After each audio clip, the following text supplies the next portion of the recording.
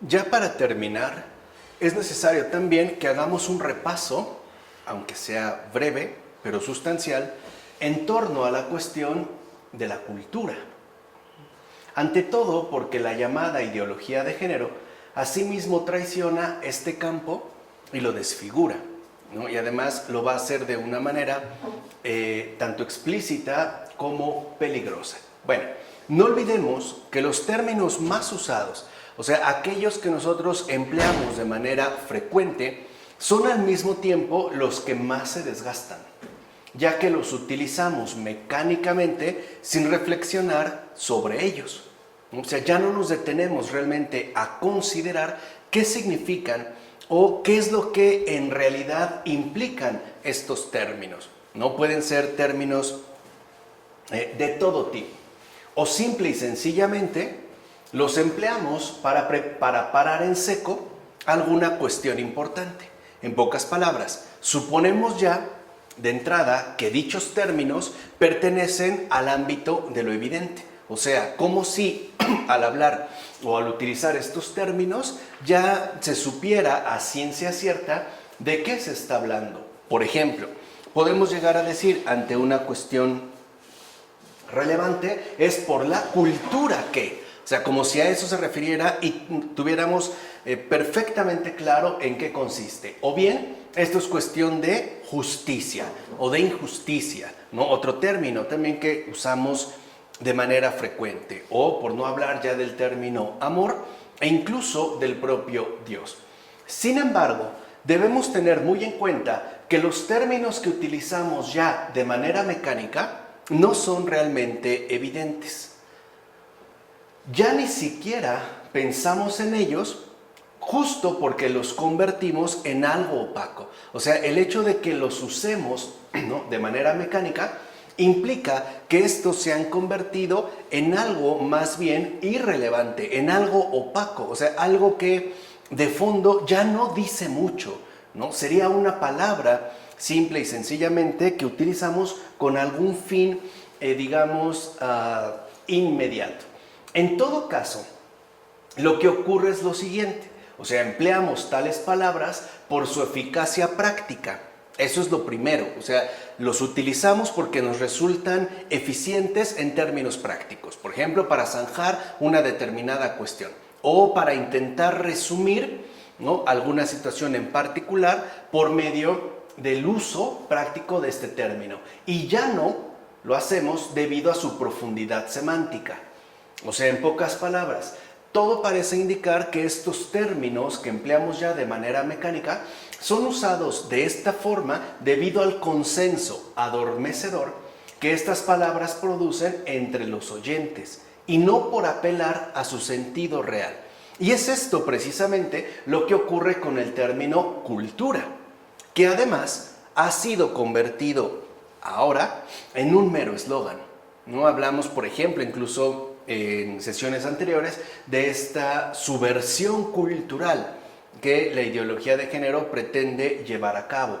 O bien, también podemos apelar a la cultura como un elemento que es importante de atender o bien de no atender, ¿no? Pero esto es justo lo que ha ocurrido en particular con el término cultura, que, repito, ha quedado convertido ya a un mero eslogan. De hecho, aquellos que más lo usan sistemáticamente, o sea, aquellos que hablan y hablan y hablan, por ejemplo, de cultura, como sería el caso de la ideología de género, son los que menos lo cultivan. En primer lugar, porque eluden sus consecuencias reales. Y en segundo lugar, porque asimismo desconocen sus exigencias reales. O sea, se pasan por alto, pues, la realidad de estos términos para dar pie a un discurso que de fondo carecería de sustento. Entonces, cuando, en un cierto movimiento, ¿no?, o en alguna postura, se utiliza algún término en particular ya de manera sistemática, como si estuviera absolutamente claro, esto se hace por eludir, por una parte, sus consecuencias, o sea, lo que realmente, ¿no?, trae consigo la expresión de este término. Y también porque de fondo, y esto quizás sea lo más Llamativo porque desconocen sus exigencias reales. En pocas palabras, no están apelando a un realismo ciertamente comprometido, sino a una mera verbalización que carece pues de un sustento concreto y definido. Así pues, pongámonos unos instantes, por lo menos, a la escucha renovada de esta importante palabra para saber lo que quiere decir por sí misma. O sea, vamos a tratar de escuchar a la palabra para captar de nuevo el significado que contiene por sí misma, en lugar de hacerle decir lo que se nos antoje. O sea, en lugar de hacer pasar por cultura algo que en realidad no lo es. O bien que se tratara simple y sencillamente de un capricho lingüístico. Bien, el término cultura, y es lo primero que debemos tener en claro, proviene del verbo latino colere, que significa cuidar, pero también honrar y habitar. De ahí proviene justo el término cultura, en cuanto tal del verbo latino colere, que como dijimos significa antes que otra cosa cuidar. Pero este cuidar también, digamos, está íntimamente relacionado con el honrar y el habitar. Por ejemplo, el mono arborícola, que ahí se incluye esta parte del colere, que habita en los árboles, es quien los honra a través precisamente de habitarlos con cuidado. O sea, un mono arborícola, no destruye un árbol, lo habita. Lo habita precisamente a través de honrarlo con el cuidado, ¿no?, que le tributa. Y el viticultor es quien cuida de sus viñas y por ende quien honra la tierra en términos de culto, entiendas en este caso de cuidado terrenal, en tanto celebración de los misterios. Ahorita verán que esto no es nada forzado. Es algo que también se expresa de manera bastante clara en el término cultura de acuerdo a su significación precisa. O sea, vean cómo se trata de cuidar, de honrar y de habitar. Aquí pusimos dos ejemplos, un mono y un viticultor. Estos tres sentidos, cuidar, habitar y honrar, finalmente y de manera especial se van a conjugar, se aunan en la vida humana.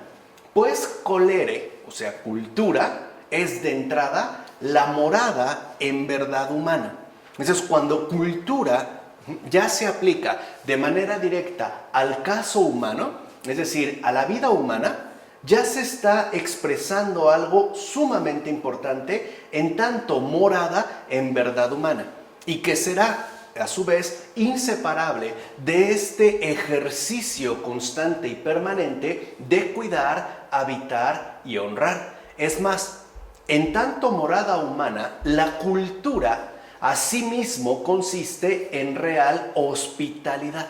O sea, la cultura, al momento de ser aplicada o referida más bien, ¿no?, al ámbito humano, será inseparable de la hospitalidad. Primero, porque el hogar del ser humano también es para acoger al otro. O sea, cuando una persona humana tiene un hogar, no la tiene únicamente para sí mismo, sino para poder recibir al otro, es decir, al visitante. El hogar, pues, no es, digamos, separable del prójimo. Y segundo, porque su habitar la tierra, que de hecho es lo que hacemos, también implica cuidar de los demás. O sea, un ser humano habita la tierra precisamente para que pueda, por medio de este habitar, por medio de la formación de este hábitat, cuidar de los demás. Y ahí es donde podemos ver expresado de manera directa el sentido, digamos, general del término cultura en relación con la vida humana.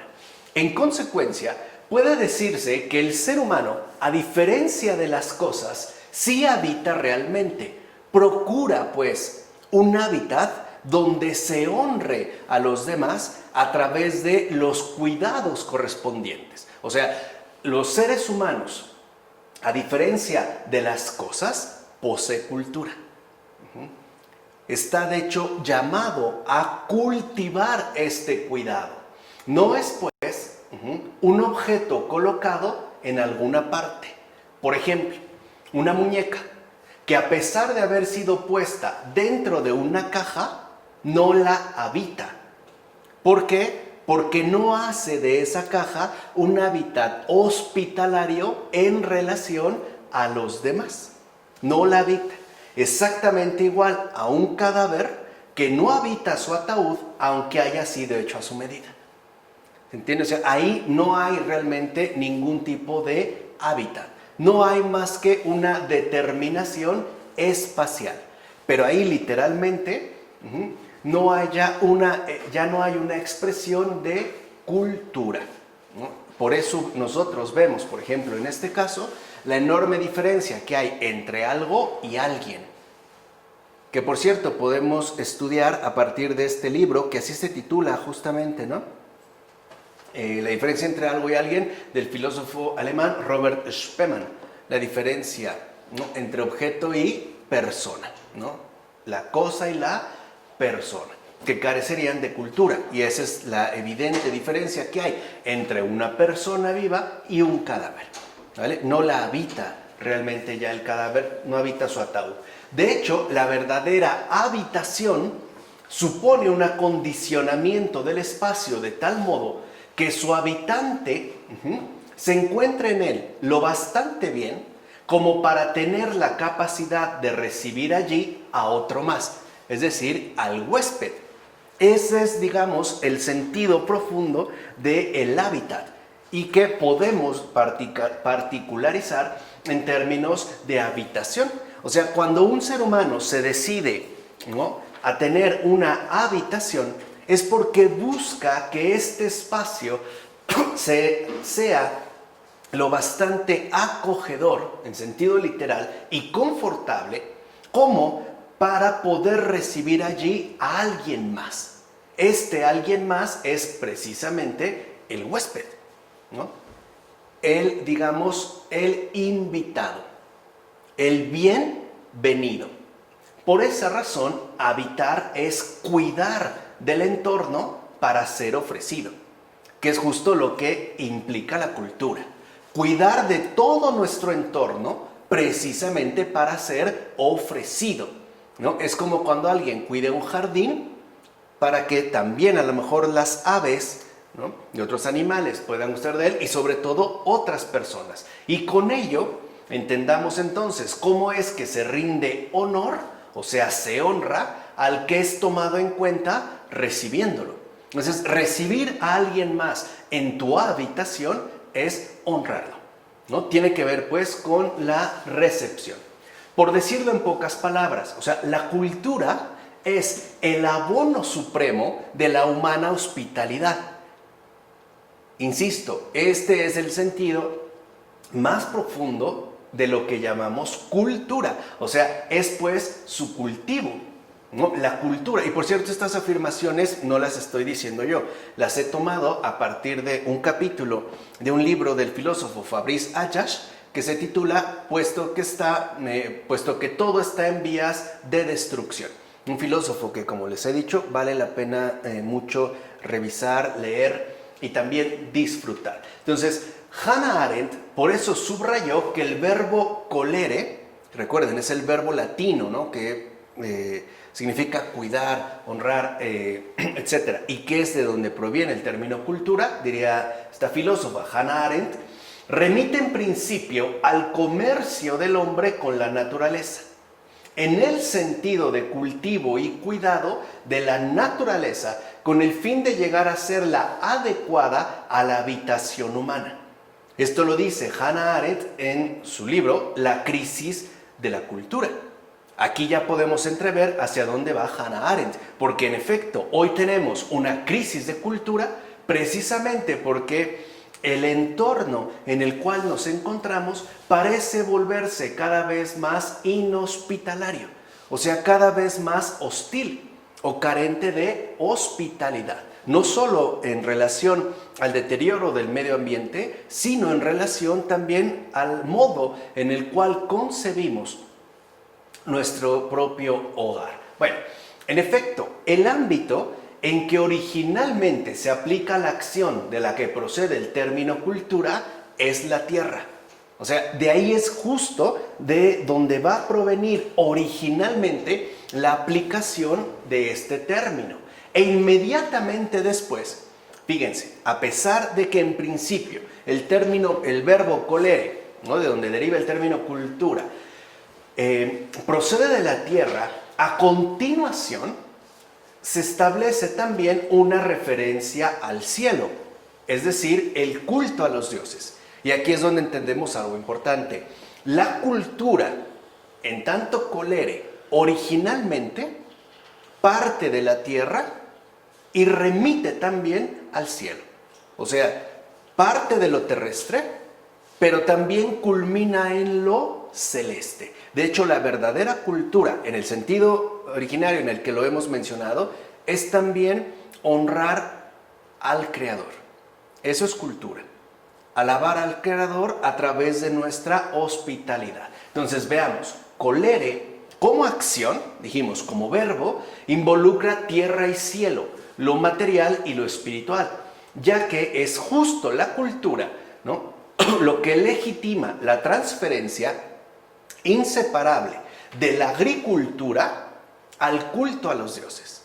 O sea, el agricultor, que es, digamos, la referencia inicial para esta acción de colere, trabaja y cuida la tierra para que dé sus respectivos frutos. Y estos frutos se agradecen precisamente a la divinidad. No son obra suya. El agricultor es un cuidador de la tierra, por eso la cultiva. No es literalmente su fabricante. ¿Se entiende lo que quiero decir? Es muy importante esto. En principio, colere es lo que permite pasar del trabajo de la tierra a la invocación de los cielos. Dicho sea de paso, por cierto, no tiene nada que ver con la idolatría. Y este es un punto que Fabrice Ayash destaca y que me parece muy importante de tener en cuenta.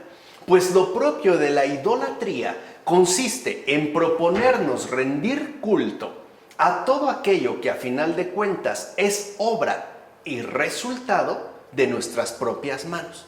Ese es también el sentido original de idolatría. Es un culto dirigido a las obras que resultan de nuestras propias manos. Por ejemplo, una escultura. Lo veremos más adelante. Pero un agricultor es absolutamente consciente de que él no ha producido la manzana. Él solamente ha cuidado la tierra y las condiciones necesarias para que ésta aparezca. Él no es su productor, cosa que no sucedería, por ejemplo, con un escultor. Él ha hecho esa obra. Y por eso la idolatría tenía que ver, en principio, con figurillas hechas a mano. ¿Se entiende ahora por qué era, digamos, esta discusión? O sea, en este caso se trataría de un culto, la idolatría, más bien utilitario. Y que además finge o aparenta, engaña, pues, con volverse hacia lo trascendente. Porque cuando vendían en la antigüedad pagana figurillas, ¿no?, de ciertas deidades, en realidad lo que uno adquiría era la obra hecha por esas manos humanas, no a la deidad, aun cuando se diera un comercio en relación a lo trascendente. De hecho, la idolatría es instrumentalización del culto, en tanto lo utiliza precisamente para fijar la mirada en nuestras propias cosechas. O sea, de manera literal, la idolatría no es más que el culto a la autoproducción, aquello que realizamos con nuestras manos y lo instrumentalizamos para diferentes fines. Por el contrario, el paso de la cultura del suelo al culto divino, fíjense qué cerca está cultura de culto, incluso tiene el firme propósito de llevarnos más allá de nuestro esfuerzo, trabajo y dedicación. La cultura es una real invocación y fiel reconocimiento de lo divino en tanto abono supremo. Por ejemplo, puede ser que un agricultor ¿no? Un campesino, le llamaremos un campesino, ponga todo su empeño, esfuerzo, trabajo y dedicación para obtener determinada siembra. Pero hay muchos factores que escapan a su control.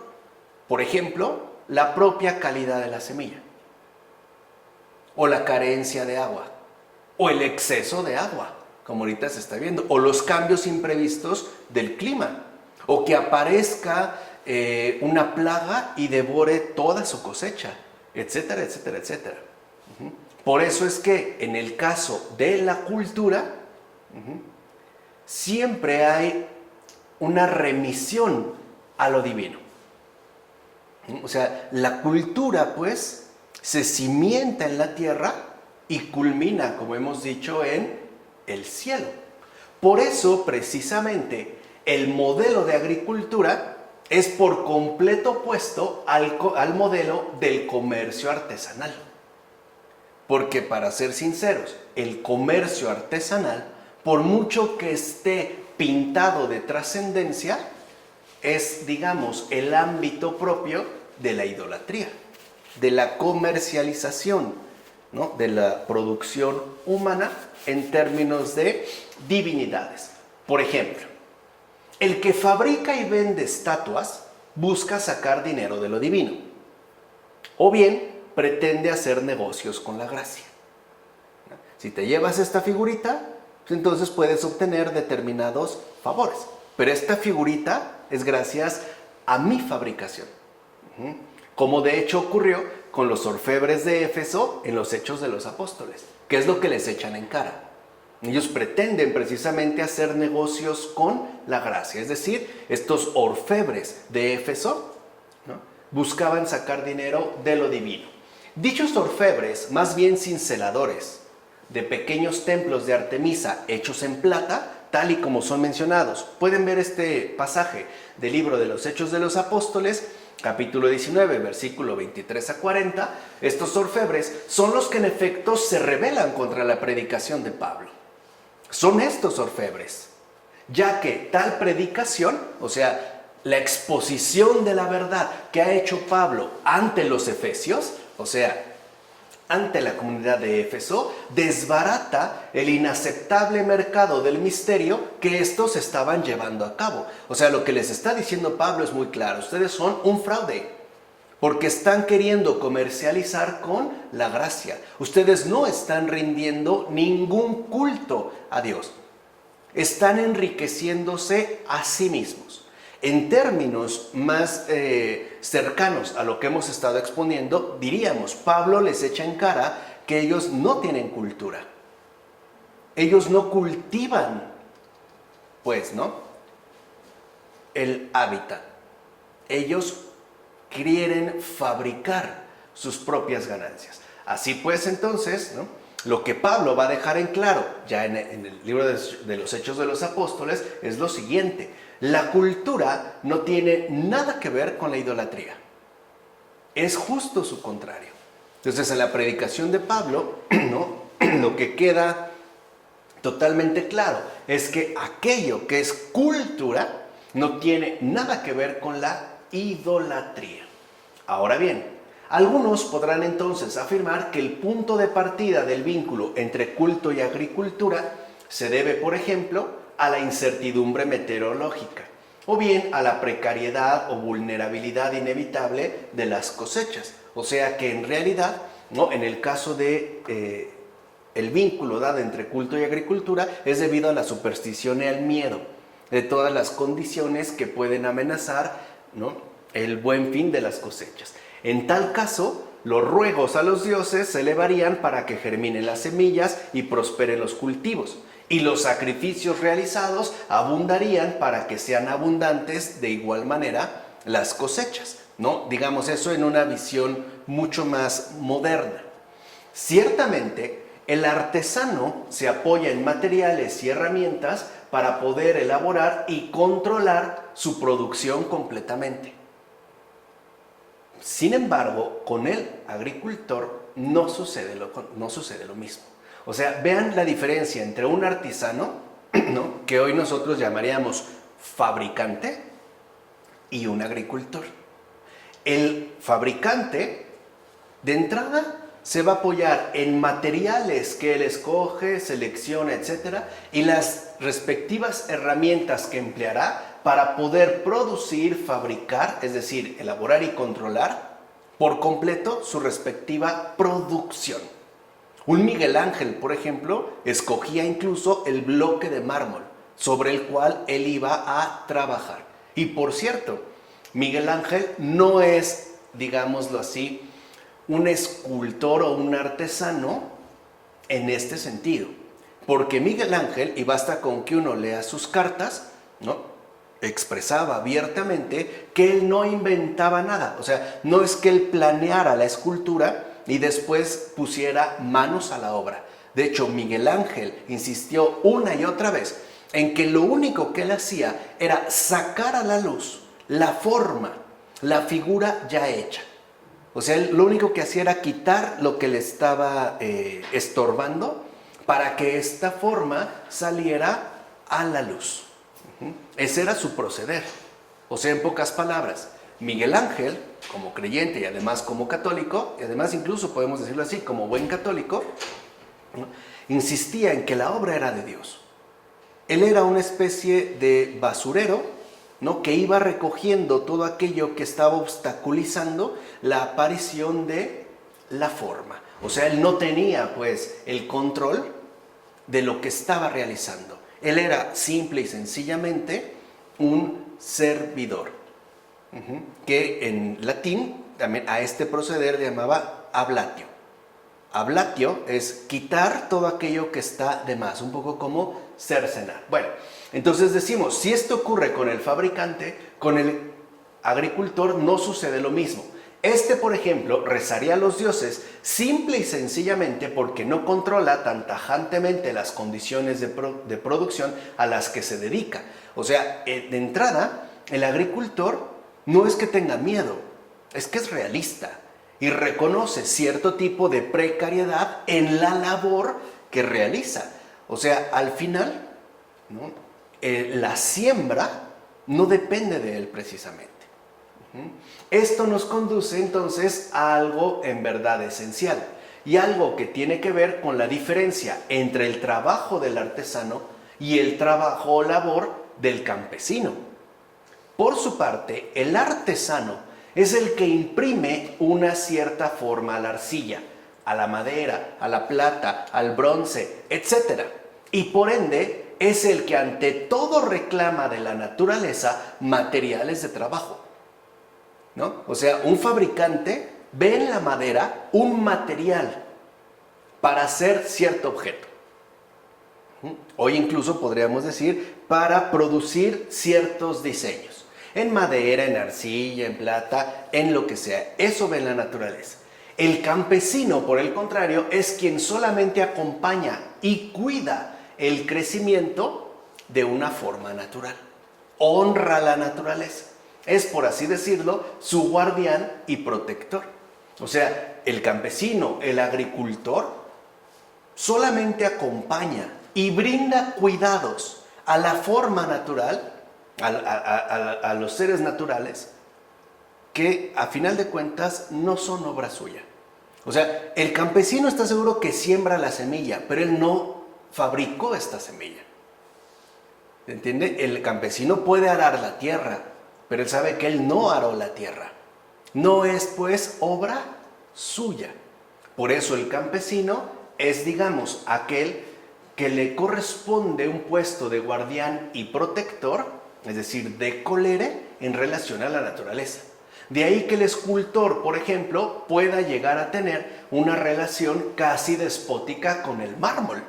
O sea, lo puede agarrar literalmente a golpes, ¿no? A golpes. Y lo vemos con el cincel, ¿no? O labra o se talla la madera, etc. Mientras que el agricultor ni esculpe la manzana que se come, ni hace crecer la hierba jalándola cada rato hacia arriba. O sea, no depende de él. Por ejemplo, no sé, cultivos de largo desarrollo, ajos, algunas cebollas, por no hablar de los espárragos. Claro, para nosotros es muy sencillo ir y comprarlos, pero en realidad, ¿no? Su proceso de desarrollo es muy lento. Hay ajos que pueden tardar hasta 9 meses, una cabeza de ajo. Hay cebollas que también, o sea, las de ciclo corto son de 6 meses, por lo menos. Los espárragos, uno los siembra de semilla, que no es lo común, por lo tardado, puede tardar hasta 2 años mínimo para dar un primer espárrago. Uno. Y de ahí otro ciclo igualmente largo.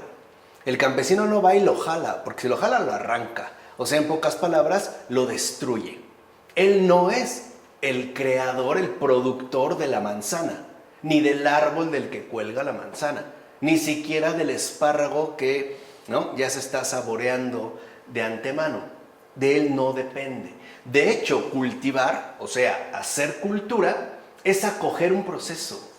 Es decir, cuidar un dinamismo que nosotros no hemos producido, precisamente para poder honrarlo, llevándolo a su plenitud. Es una custodia del ser. O sea, si lo queremos ver en términos más filosóficos, cultura, ¿no?, es el cultivo del ser. Y aparte del ser concreto, no se trata de una mera abstracción, sino de acompañamiento cuidadoso con respecto a ese proceso que nosotros no hemos fabricado, precisamente para custodiarlo, es decir, honrarlo, a través de permitir que éste llegue a su plenitud. O sea, literalmente el agricultor no fabrica los vegetales, los custodia, los cuida. Y es a través de cuidarlos que entonces los honra.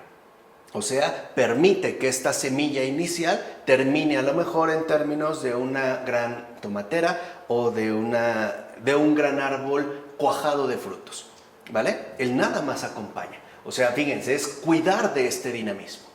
Por eso la agricultura contiene ya en sí una dimensión de honor y de responsabilidad.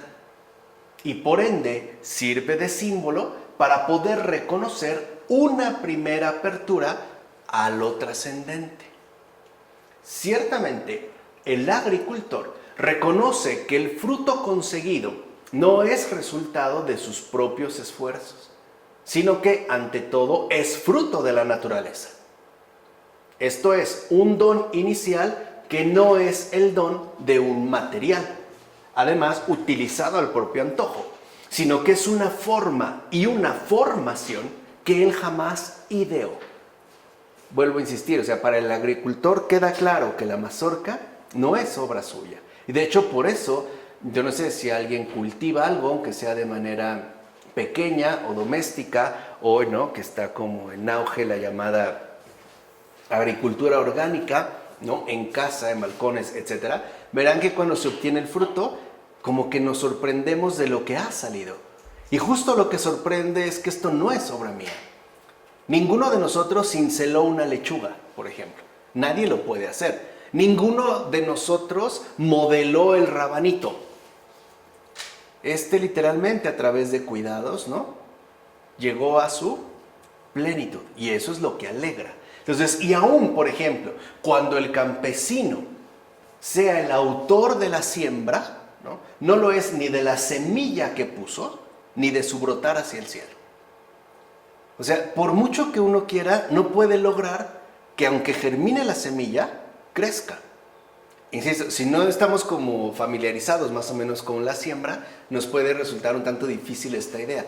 Pero hay veces en las que uno siembra sus semillitas, a lo mejor de jitomate o tomate, ¿no?, para tener tomatitos, y unas germinan y ya no crece. Y por más que uno le rasca, le abona, la acaricia, le canta, le da masajes, ¿no?, a lo mejor le prenden incienso y no sé qué tanto, y le ponen Mozart y Beethoven, no creció. O sea, no depende ni su surgimiento, ni su desarrollo, ni siquiera su realización. Aun cuando hoy, por ejemplo, se insista tanto en las cuestiones hidropónicas, o sea, el manejo, ¿no?, la producción masiva de vegetales. Claro, por medio de la utilización de químicos. Pero esas lechugas, o sea, lo que quiero que entiendan es, no están hechas a mano. Nadie puede cincelar una lechuga real. Lo pueden hacer en madera, pero eso es otra cosa. Es un objeto, no es una lechuga. Bueno, de ahí pues que los campesinos solamente cooperan, son cooperadores en una obra natural que a final de cuentas a sí mismo se prolonga en una obra sobrenatural. O sea, de hecho en la agricultura, insisto, el cimiento inicial es lo natural, pero el culmen es lo sobrenatural. O sea, el campesino no hace desaparecer al donante en su misma donación, lo conserva. Sabe pues que este fruto, comenzando por la semilla, la propia tierra, el sol, el agua, el aire, etc., es un don que Dios ha dado. No lo quita, lo conserva. Pues bien, la cultura es siempre entonces una actividad que parte de algo dado. No es algo que se inventa. O sea, eso es lo que quiero que se comprenda. O sea, cultura no es invención. No, cultura es protección. Y además de algo dado no solo como material, como algo que está a nuestra disposición para hacer de él lo que queramos. Que de hecho es lo que hemos venido haciendo en tanto buenos modernos, ¿no? En general con el medio ambiente. Vean hoy ya los efectos claros, drásticos y dolorosos de los cambios climáticos. Lluvias verdaderamente torrenciales. Si a uno le puede doler que tu plantita que tanto has cuidado te la destruya una granizada, y esto que está en tu casa, en la ventanita, en el balconcito, imagínate un campesino que con una lluvia torrencial como la de ayer perdió toda su cosecha. Piensa en eso. Si a ti te duele, ¿no?, que tu florecita se marchitó, imagínate un cambio drástico de temperatura, heladas, como decimos aquí en México, y acabar allá con tus plantaciones. O la escasez de agua, o la toxicidad también en la tierra, en el agua, incluso en el aire. Por eso se parte de algo dado que no es un material, sino naturaleza, en tanto forma, ya en formación. Algo pues que invita a un acompañamiento, a un cuidado, es decir, a un cultivo. De hecho, la cultura está llamada a auxiliar lo ya dado para que llegue de manera recta a su plenitud, que como vimos está en formación. Hay pues que, ¿no?, custodiar. Puede decirse entonces que la cultura se convierte en tutora de la naturaleza y por eso justamente se distingue por completo de la mera fabricación. Aquí ya empezamos a ver hacia dónde va la oposición con respecto a la ideología de género. Para la cultura, pues, es evidente que un hombre es un hombre y una mujer es una mujer, que es una forma cuya formación requiere acompañamiento, honra y cuidado, es decir, cultivo. Para la ideología de género, la naturaleza humana no es nada. Es un simple material con el cual se puede trabajar de la manera que uno quiera. O sea, de la manera que a uno le venga en gana. O sea, la naturaleza, en este caso particularmente humana, no es más que un material para llevar a cabo la fabricación, ¿no?, lo que se nos dé la gana. Por eso la cultura no es un formateo de, a ver, pues vamos a hacer lo que se nos antoje. Tampoco es una simple invención, sino que más bien es una delicada operación de cuidado, de resguardo, ¿no?, de protección y, como dijimos, sobre todo de hospitalidad. En efecto, la cultura es, primero, una operación que consiste en cuidar el espacio. Y entendamos por espacio el entorno de algo dado. 2. Una liberación honrada de los recursos que permiten alcanzar un desarrollo pleno, no una afectación total. No, por ejemplo, devastar, ¿no?, zonas de grandes bosques para obtener incluso un enriquecimiento ilícito. No para eso. Y 3. Cultura es el hábitat que realmente permite la plena fructificación de un ser. Por ejemplo, un campesino, cuando siembra calabazas, ¿qué espera cosechar? Calabazas. De hecho, va a hacer todo lo posible para que esta calabaza, esta forma inicial, seminal, literalmente en forma de semilla, fructifique en manera plena, es decir, en un gran fruto. Por eso, por ejemplo, también los campesinos, los agricultores, saben perfectamente bien que no todos los nutrientes son adecuados para todos los cultivos. Por ejemplo, la calabaza es más alcalina. De hecho, conviene, por ejemplo, echarle cierta cantidad de cal, es decir, de calcio. Los tomates requieren más potasio. Unos requieren más agua. Por ejemplo, los ejotes, sobre todo al principio.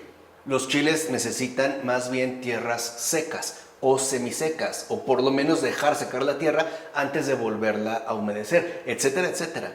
¿Se entiende cómo es cuidar el entorno de algo dado? O sea, cuidarla según, ciertamente, su propia naturaleza, no desfigurarla. Los rosales son difíciles de cuidar, porque también requieren un nivel, por ejemplo, de acidez alto. O sea, necesitan pues un entorno más bien ácido. Otros no, otros más bien alcalino.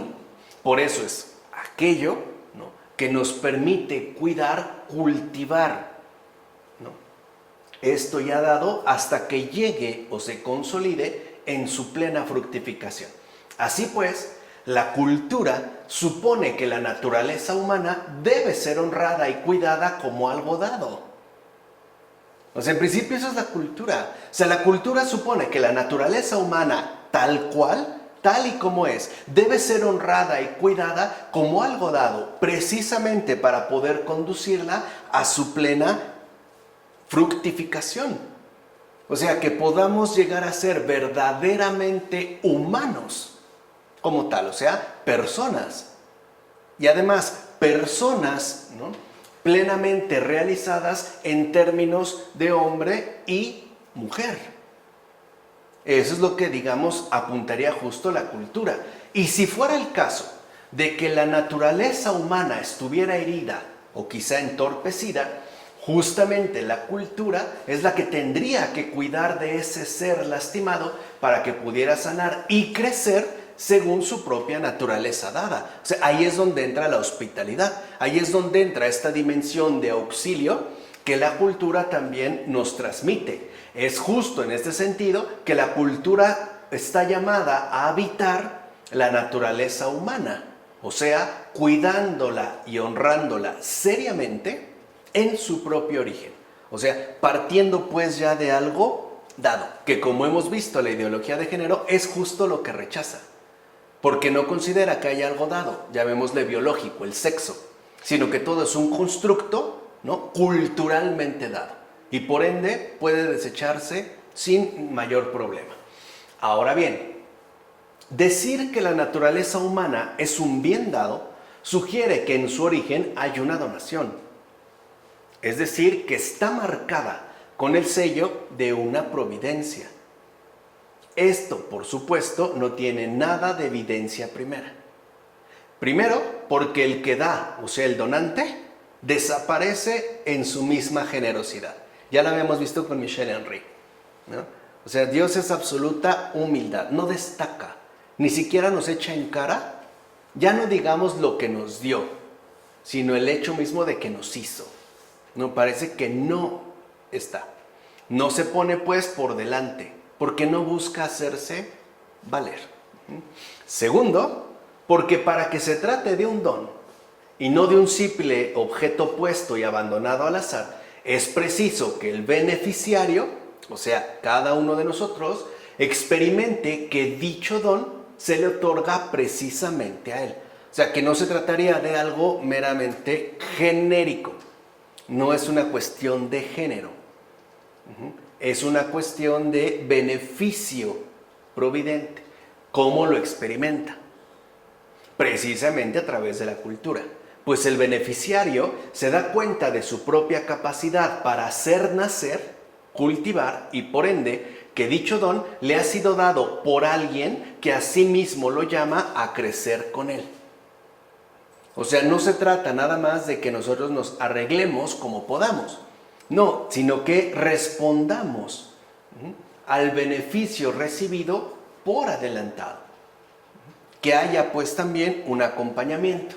Así pues, la cultura es justamente esa obra de fructificación cooperativa entre el donante y el beneficiario. O sea, en pocas palabras, ¿qué es la cultura? Es el cultivo cooperativo entre Dios y los humanos. Esa es cultura. La cultura es, para decirlo ya con toda precisión, la fiel fecundidad del cielo en la tierra. Esa es cultura. La fiel fecundidad del cielo en la tierra. En consecuencia, la cultura es la que cuida y honra la presencia escondida de una beneficencia divina. Por eso el cultivo de la tierra exige un cierto culto, o sea, el reconocimiento de algo trascendente. Si no se mantiene pues la cultura que conduce a preservar la beneficencia divina ciertamente escondida, esta se desnaturaliza, se objetualiza. La cultura es pues la que posee la capacidad, y esa es su tarea, de cuidar algo dado para llevarlo entonces a su real fructificación. Por eso en principio la cultura reconoce los orígenes trascendentes de lo ya dado, porque no es algo que nosotros hicimos, es algo que recibimos. Y después es la que acompaña al ser de lo dado hasta su final y correcta realización. Por eso la cultura es siempre acompañamiento, no manipulación. O sea, la fiel fecundidad del cielo en la tierra es un acompañamiento permanente y honrado, no una tergiversación inaceptable que en todo caso o a final de cuentas conduce a una inaceptable manipulación. De hecho, tal inaceptable manipulación se da cuando la cultura pierde el sentido de lo religioso. O sea, cuando se rompe su vinculación íntima con lo divino y entonces se extravía. En tal caso, lo que llamamos cultura se transforma en pose demiúrgica, o sea, pseudocreadora, ya que adopta una pose fingida, falsa y mentirosa, basada en una supuesta naturaleza que en sí misma sería informe, es decir, sin origen ni principio. Cuando la ideología de género, por ejemplo, dice que no somos ni hombres ni mujeres, que eso no existe, lo que está diciendo es que no tenemos ni origen ni principio, que somos una especie de neutralidad informe que hay que manipular para que pueda, finalmente realizarse en términos de autoproyección. Así pues, cuando la cultura pierde el sentido religioso, no le queda más que abogar equivocadamente por un fundamentalismo sin fundamento, como ocurre con la ideología de género, que es justo lo que hemos querido mencionar. La ideología de género es un fundamentalismo sin fundamento. Evidentemente, con esta postura se pretende no solo deshonrar al Creador, sino que incluso se buscará manipular, entiéndase, refabricar o bien producir ideológicamente a su criatura. Al parecer, fue Cicerón, en sus Tusculanas, el primero en darle al término cultura una transferencia. Fíjense, estábamos hablando, del original de la cultura. Con Cicerón se da, al parecer, es el primero en dar esta transferencia y que en todo caso es la que ha perdurado hasta estos momentos. En Cicerón, esta transferencia del término cultura ya no se da o ya no se hace, ya no se refiere a la transferencia de la tierra al cielo, sino del campo al alma. Aparece entonces esa cultura animi o cultivo del alma, donde el verdadero colere, que hasta ese momento era transitivo, aquello que nos ponía pues en contacto con lo divino, lo terrenal y lo celestial, ahora se hace reflexivo. Ahora se entiende colere por una especie de reflexión, o sea, de introducción en mí mismo, para tratar de indagar en mi propia alma. Así pues, se afirma que el hombre en efecto cultiva la tierra, rinde culto a los dioses, pero también se cultiva a sí mismo. Dicho brevemente, el ser humano es a la vez el sujeto y el objeto de la cultura meramente humanista, que es justo, digamos, este cambio que se va a realizar a partir de Cicerón. Por consiguiente, entonces, la cultura debe ser entendida como el hecho singular para el humano de tener que cuidar de su propia naturaleza. Este hecho, en tanto cultura, mejor dicho, culturismo, consiste en poder cultivarse a uno mismo para llegar a ser lo que se es de manera propia e inventiva. Es lo que dijimos. Entonces, en Cicerón, al hablar ya de este, ¿no?, cultivo animi, de este cultivo del alma, entonces lo que finalmente se produce es que ahora uno tiene que hacerse a sí mismo de manera propia, ¿no?, y particularmente inventiva. O sea, digamos que con Cicerón el cultivo del alma es llegar a ser lo que quiero ser, o bien tal y como quiero serlo. Entonces, lo dado inicial, entiéndase, lo real, lo natural, este ser que en principio se nos encomienda acompañar hasta su plena realización, ya no es algo dado, sino algo más bien inventado, fabricado, cultivado. Porque ahora, ¿qué quiero hacer de mí? Pues lo que se me venga en gana.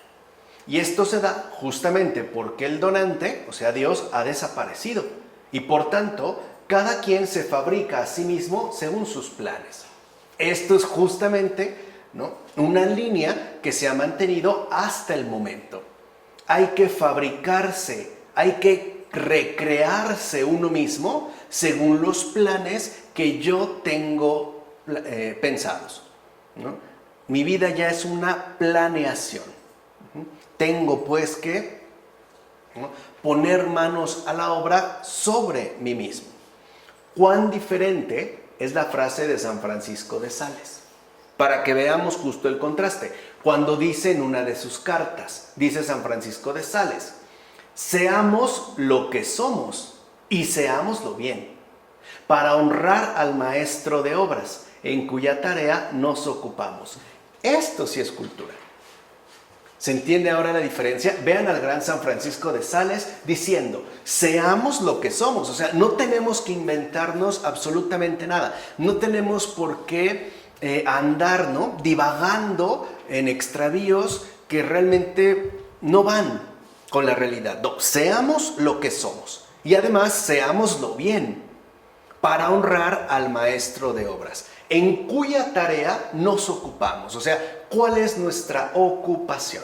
¿Cuál es nuestro cultivo? La tarea que el maestro de obras, es decir, Dios, nos ha encomendado a cada uno de nosotros. No solo para ser lo que somos, sino además para hacerlo bien. Yo recuerdo una cita de Chesterton en estos momentos, que es muy hermosa, porque dice que ¿qué es lo que más le gusta hacer a la rana?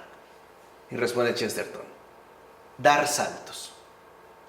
Dice, porque cada vez que salta, lo que dice la rana es: Dios mío, qué grandes saltos me has hecho dar.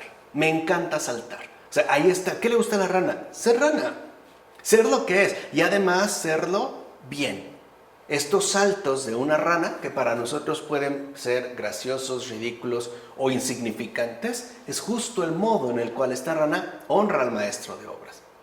Su tarea es ocuparse de realizarse como lo que realmente es decir, como rana, no como araña, no como tortuga, sino como aquello que realmente es. De hecho, cultivarse es desplegar libre y personalmente la propia naturaleza según el habitar de lo que somos en verdad. Y por tanto, honrar al mismo tiempo y con cuidado a aquel que es su creador.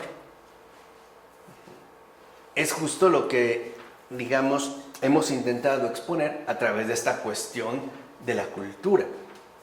la manera tan bella en la que dice Francisco de Sales: seamos lo que somos y seámoslo bien para honrar al maestro de obras en cuya tarea nos ocupamos. Un árbol. Un árbol justo honra al maestro de obras siendo un árbol, y además siendo un árbol real, no intentando transformarse en una piedra, por ejemplo, o en una flor. No, como lo que es. Ahora bien, cuando se pasa de la cultura al cultivo de sí mismo, que era justo, ¿no?, la sugerencia que había hecho Cicerón, y entiéndase por esto más bien la refabricación de uno mismo por sí mismo, la transitividad empleada entonces ahora se convierte en algo tiránico. De hecho, cuando el ser humano se considera creador y quiere entonces recrearse a sí mismo, se degrada a un mero material cuya manipulación puede llegar incluso al extremo.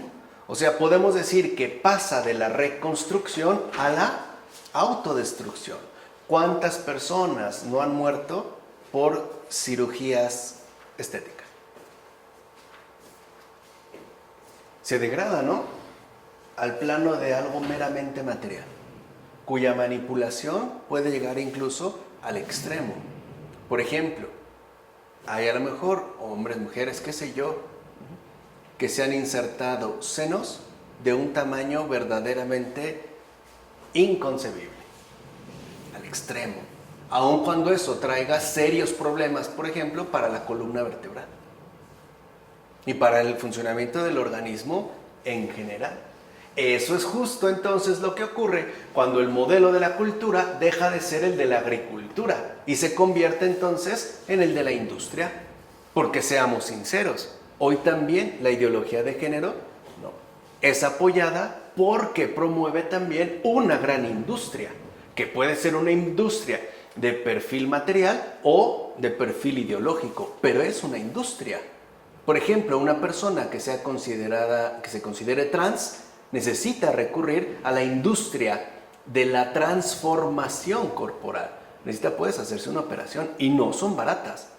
Lo mismo ocurre con los implantes o con las liposucciones, etcétera, etcétera, etcétera, ¿no? Esto también está respaldado por la industria. En efecto, la desencarnación digital actual, ¿no?, en tanto crisis actual de la cultura, tiene su causa tanto en la pérdida de lo espiritual como en la pérdida también de lo material. Entendamos lo material como dador de sentido.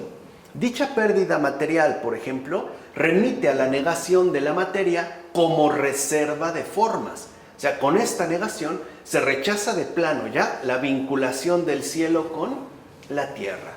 La materia ya no es vista como una reserva de formas, ¿no?, como una, como un ser cuya forma debe ser custodiada hasta su respectiva realización.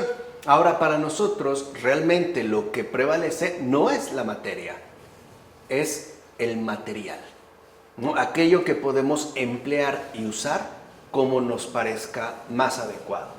La tierra, como hemos mencionado, representa una donación de formas y por lo tanto remite a un donante. Esta donación de formaciones es la que podemos ver, por ejemplo, en términos de hombre-mujer. Así pues, cuando se rechaza la realidad de esta donación de formas, lo dado sexualmente aparece tan solo como un determinismo biológico que se pretende dominar. Y entonces se va a pretender modelar a voluntad según el género. Porque hablar de género, en cuanto tal, involucra rechazar de antemano la realidad inicial de esta donación. Es comprensible, pues, para poder ver más allá de nuestra inmediatez biológica un dinamismo, o sea, una colaboración espiritual. Hay que admitir que nuestra carne, o sea, aún a pesar de su herida original, es obra del espíritu. O sea, aun cuando nuestra carne sea débil, sigue siendo en principio obra del espíritu. Y recíprocamente, para reconocer que nuestra carne es obra del espíritu, hay que mirar la materia de otro modo, es decir, según su sorprendente diversidad y no según su neutra utilización. como un material. Por ejemplo, ver el cuerpo humano en su concreción ontológicamente definida. En términos, por ejemplo, dijimos de hombre y mujer, hombre-mujer o mujer-hombre. No el cuerpo humano como un mero material del cual se puede disponer a propia voluntad o con el cual podríamos hacer nosotros lo que se nos ocurra. De hecho, aquello que llamamos materia es un derroche sobreabundante de formas cuya realización se confía a nuestro cuidado, es decir, a nuestra cultura. Eso es la materia. ¿Cuántas formas increíbles no vemos en nuestro entorno? Basta, y no tenemos que irnos a zonas exóticas o muy llamativas, ¿no? De estas de postal. Basta con que veamos un parque, por ejemplo, o un pequeño camellón, ¿no? Con hierba. ¿Cuántas formas no hay ahí? Muchísimas. Formas que nosotros debemos custodiar, cuidar, para que lleguen a su realización. No pisotear, por ejemplo.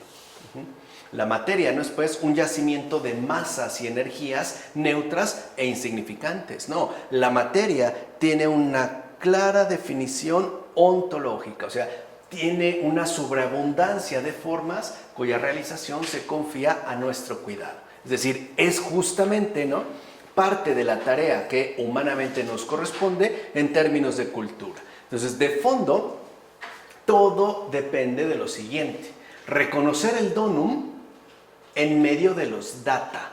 Y aquí es donde hay una confusión. O sea, al creador donante en su derroche fecundo, ¿no?, de formas encomendadas a nosotros.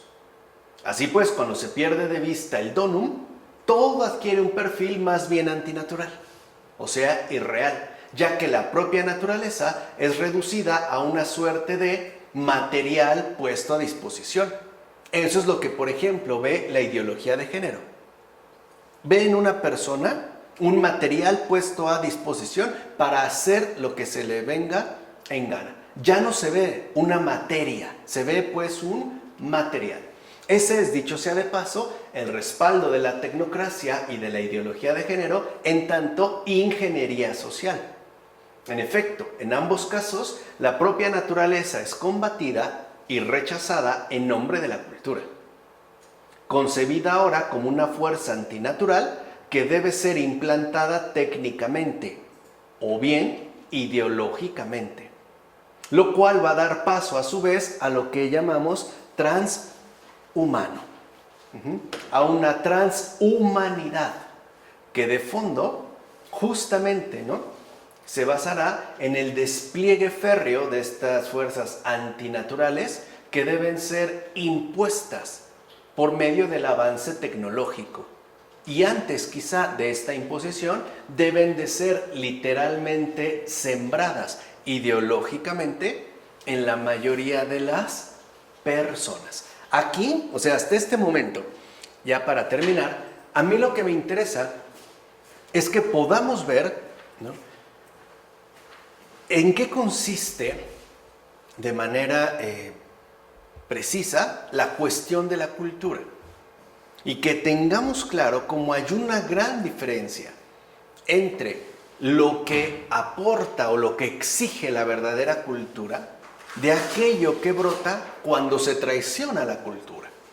Y cómo de aquí podemos empezar, ¿no?, a establecer conexiones con otros tipos de fenómenos actuales, como puede ser este paso acelerado hacia lo transhumano, como una fase previa, justo de transición, hacia el posthumanismo, que de hecho es ya, digamos, como la etapa hacia la cual se quiere fijar. Lo comentaremos la siguiente ocasión. Pero lo que sí me interesa es que podamos, pues, al menos, ¿no?, tener un panorama que sea general, pero preciso, en torno a la cuestión de la cultura.